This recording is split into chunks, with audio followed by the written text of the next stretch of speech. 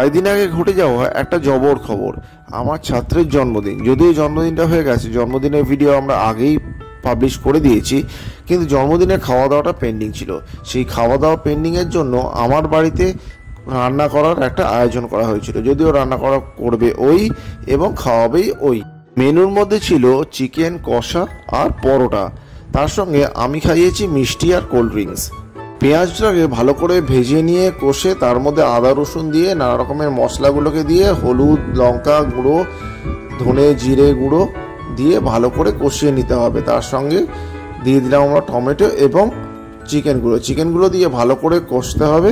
কষিয়ে নেবার পর যখন চিকেন থেকে ভালো করে ততক্ষণ পর্যন্ত কষাতে হবে যতক্ষণ পর্যন্ত চিকেন থেকে তেল ছাড়তে শুরু করে।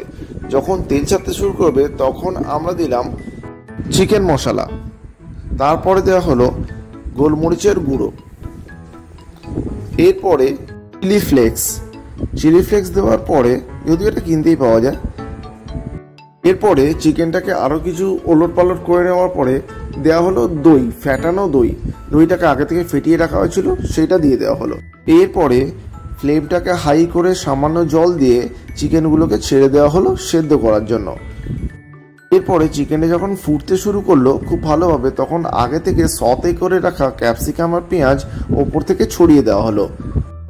সেদ্ধ হবার জন্য হালকা একটু জল দিয়ে বেশ কিছুক্ষণ রেখে দেওয়া হলো, মিনিট 5 থেকে 7।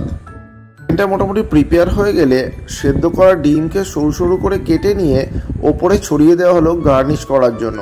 তার সঙ্গে ছিল ধনেপাতা কুচি। এর মাঝখানে আমাদের একজন অতিথি হঠাৎ নিয়ে এলো ডিমের ডেভিল। আমরা এতক্ষণ ঘাম ঝরিয়ে রান্না করছি দেখে আমাদের এন্টারটেনমেন্টের জন্য ডিমের ডেভিলটা নিয়ে আসা হয়েছিল। এর মধ্যেই ধনেপাতা কুচি চিকেনের মধ্যে ওপরে ছড়িয়ে দেওয়া হলো। তার সঙ্গে দিয়ে দেওয়া হলো শাহি গরম মশলা গুঁড়ো। হালকা একটু মিশিয়ে নিয়ে ওপর থেকে দিয়ে দেওয়া হলো চাট মশলা, আর তার সঙ্গে দিয়ে দেওয়া হলো লেবুর রস। টকচা ভাবটা ফ্লেভারটাকে একটু এনহ্যান্স করে।